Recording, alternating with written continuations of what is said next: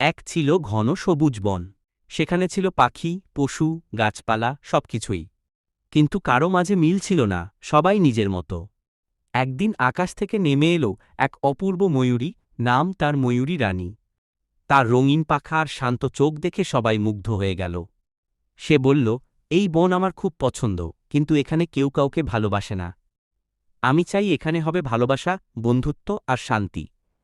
সিংহ গর্জে উঠল, তুমি কে আমাদের শেখাবে? কিন্তু তারপর ঝড় এলো। বজ্রপাত, আগুন, বন্যা সব মিলে বন ধ্বংস হতে চলল। ঠিক তখন ময়ূরী তার পাখা মেলে দিয়ে বলল, বন্ধুরা, এখন যদি আমরা একসাথে না থাকি তাহলে কেউই বাঁচব না। এই কথায় সবাই একজোট হল। হাতি মাটি টানল, বানর গাছ টানল, পাখিরা খবর দিল দূরে থাকা প্রাণীদের। শেষে বনটা বেঁচে গেল। সিংহ মাথা নিচু করে বলল, তুমি সত্যিই আমাদের রানী। ময়ূরী হাসল আর বলল, বন্ধুত্ব আর একতা থাকলে যে কোনো বনই স্বর্গ হয়।